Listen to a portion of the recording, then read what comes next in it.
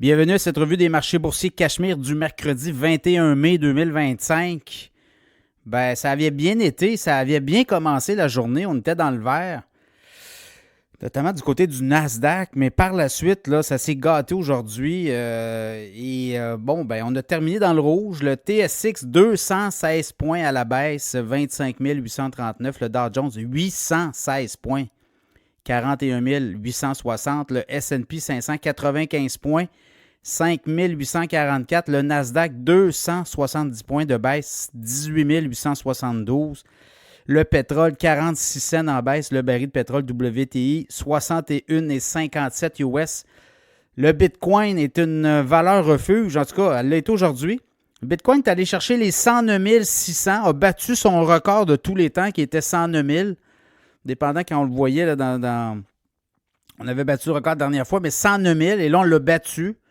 Donc, on est à 108 463, hausse de 1666 aujourd'hui.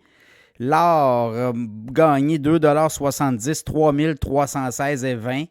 Donc, ce qui s'est passé, c'est les obligataires. Les Américains avaient mis, on mettait des obligations 20 ans notamment, des obligations gouvernementales pour se financer, pour financer la dette, et ça n'a pas bien été. On n'a pas trouvé preneur pour tout le lot. En tout cas, on a trouvé peut-être preneur pour tout, là, mais ça a été très compliqué comme séance. Et là, ça a fait en sorte que les taux obligataires, notamment 30 ans, ont dépassé le 5 %. Au moment où je vous parle, c'est 5,09 %. Ça fait longtemps qu'on n'a pas vu ça. Et ça inquiète les marchés, évidemment. Pourquoi? Si je regarde depuis 5 ans, 5,09 %, on l'avait peut-être atteint en 2023, au mois d'octobre 2023. Puis sinon, là, ça fait un petit bout. Là. Ça, il faut remonter à 2006. 2006 pour avoir l'équivalent du 5, même 2007. Le 4, c'est ça. Donc, 0,4 en avril 2007. Qu'est-ce qui s'était passé après ça? On pense pas que c'est ça qui va arriver, là. Mais là, les républicains démocrates, devant le Congrès, on a de la misère à s'entendre pour un plan, le budget de Donald Trump. Puis là, on ajouterait sur la dette, qui est quand même de 36 200 milliards, on irait ajouter 3 800 milliards, 4 000 milliards supplémentaires. On ne s'entend pas. Et là, on doit quand même passer ça à la Chambre des représentants. Donc, et on veut réduire les impôts. Et on dit que ça va alourdir la dette. Donc, vous comprenez là, où on en est. Là, on continue à des déficits, on continue à mettre ça à dette, mais on enlève les impôts. Et on soulage les impôts des particuliers, mais des entreprises aussi. Donc, écoutez, on va voir où ça va mener, là. Target, magasin Target qui dit qu'il n'y a plus de... On en a parlé ce matin dans le segment d'avant-marché, là, qui est plus capable de voir où on va être. On n'est pas capable de faire des prévisions. En tout cas, on a révisé les prévisions qu'on avait.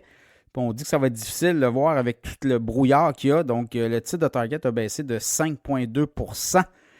Google a gagné, hein? Google montait d'à peu près 8-9 $, mais finalement a gagné 2,8 % à 168,56 $. Avec tous ces modes de recherche en ligne avec l'intelligence artificielle renforcée, on va être dur à copier, là.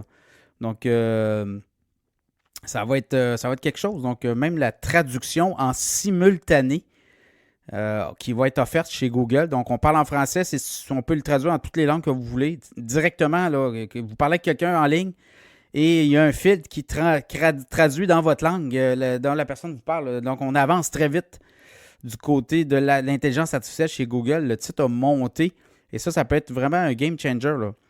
L'assureur United Health continue. On a eu quasiment 6 % de baisse, 302,98.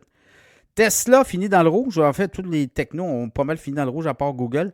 Mais Tesla, on a parlé des robots taxis, on a parlé des robots humanoïdes.